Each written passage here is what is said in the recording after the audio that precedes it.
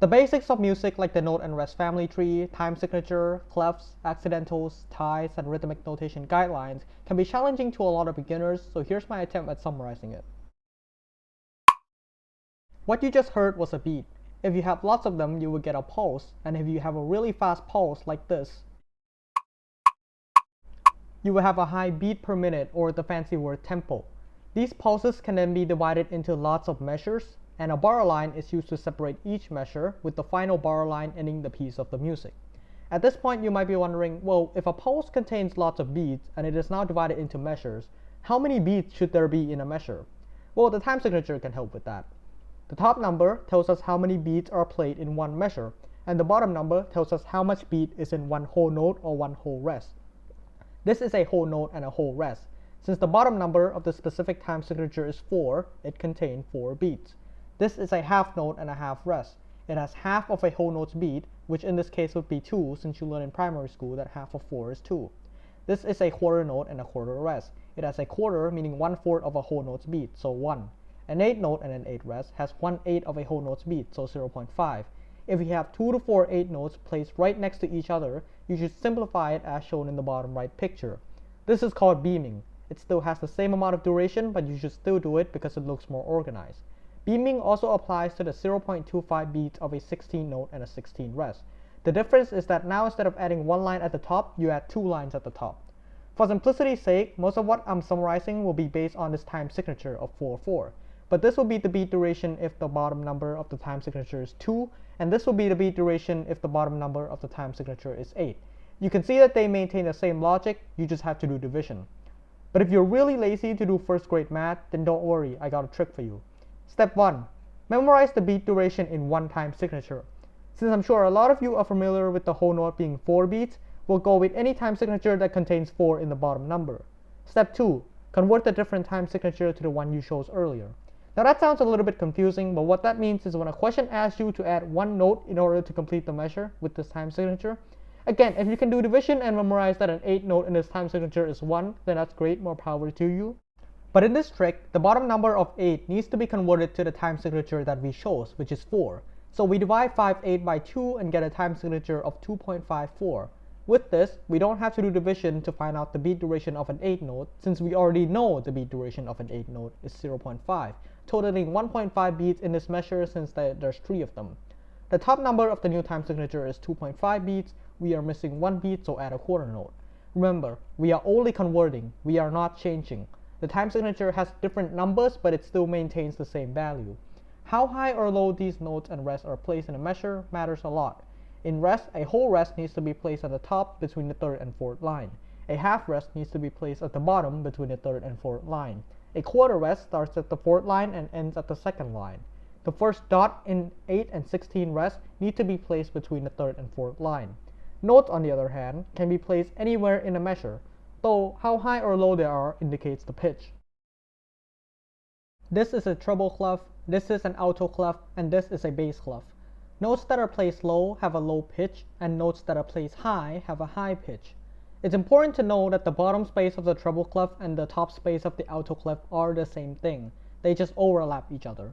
Similarly, the bottom space of the alto clef and the top space of the bass clef also overlap each other as well. So what that means is on a piano, it will look like this and sound like this.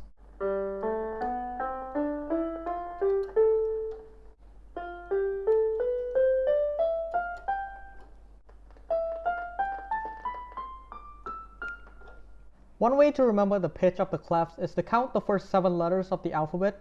So with me, G, A, B, C, D, E, F, G, A, B, C, D, E, F, G, and A, B, C, D, E, F, G.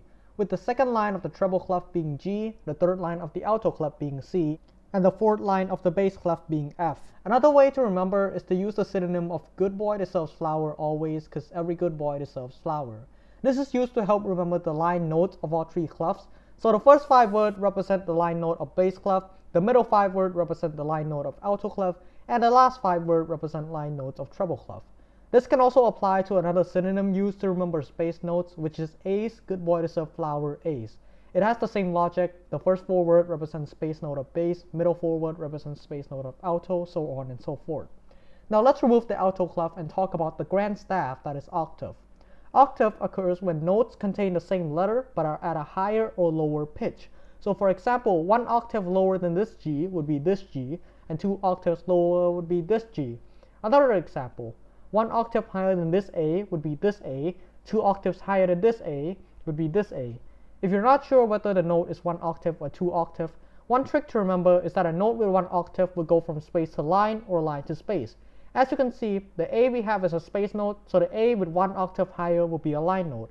Similarly, notes with two octaves higher will go from space to space or line to line. So we have a space note, two octaves higher will also be a space note. At this point, you might be wondering, what the hell are these black notes for and why do they have hashtags? Well, these are accidentals, and their job is to change the pitch by half. This is sharp, it increases the pitch by half. So again, you can see that C sharp is a half a step higher than C. This is flat, it decreases the pitch by half. So you can see that D flat is half a step lower than D. Notice how C sharp and D flat are completely different letters, but they still have the same pitch. This is called enharmonic equivalent. Usually it's pretty simple to find an enharmonic equivalent because it's just the lower pitch is raised by sharp and the higher pitch is lowered by flat, and so they meet at the black note. But the frustrating part comes when there's no black note in between the white notes. So for example, in E and F, you would think that the enharmonic equivalent would be E sharp and F flat, but since there's no black note in between, the enharmonic equivalent is actually either E sharp and F or E and F flat. This concept only applies to EF and BC. I know it's a little bit tough, but unfortunately you have to remember. Lastly, just one final thing in this section, there will eventually come a point where you don't want that pitch to be sharp anymore. So as an example, notice how in this picture C is sharp, so if you add another C in the same measure, it doesn't matter if you draw sharp or not, it would still be a C sharp. Now to clarify, this will only occur if it's in the same measure. Once a bar line hits, then everything resets. So if you don't want the second C to be sharp, what you can do is add a natural and the second C will remain in its natural normal state. Alright, now time for the hardest topic. This is a dot. It increases beat duration by adding an additional half of the note's beat. So basically, half of the beat's duration is added to the current beat duration. For example, this is a dotted half note. A half note contains 2 beats in this time signature. Half of 2 is 1, 1 plus 2 is 3. So this dotted half note contains 3 beats. Below is a dotted 1 beat quarter note. Half of 1 is 0.5, 1 plus 0.5 is 1.5. This is a tie. It increases beat duration by connecting to other notes' beat. In the left picture, a quarter note is tied to an eighth note. A quarter note contains 1 beat and an eighth note contains 0.5 beat. 1 plus 0.5 equals to 1.5, so it contains 1.5 beats. The same can be said to a half note tied to a quarter note. Half note is 2 beats, quarter note is 1 beat, 2 plus 1 equals 3.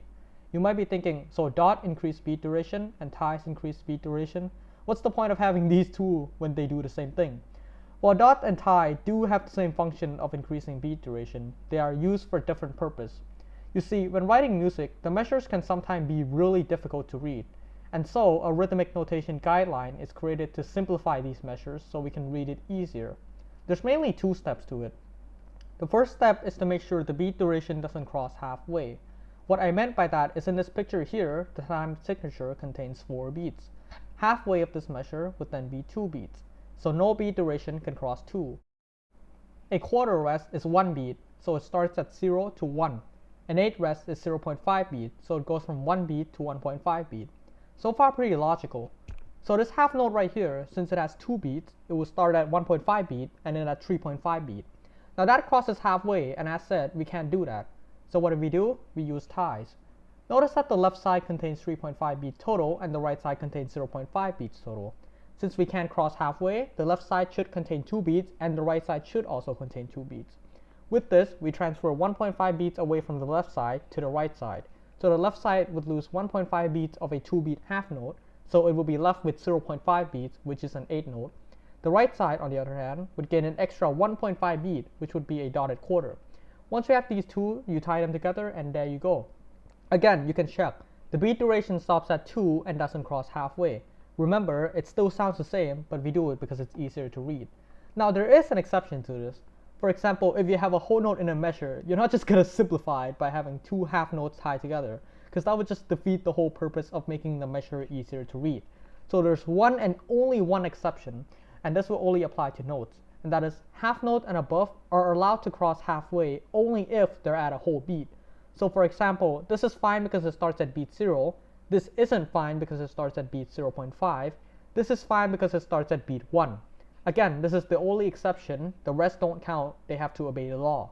Now the second step is a little bit more simple because after you arrange the left side and the right side to not cross halfway, all you do now is just simplify the two sides. So for rest, it's just silence. It doesn't matter if there's 2/4 rest or 1/2 rest.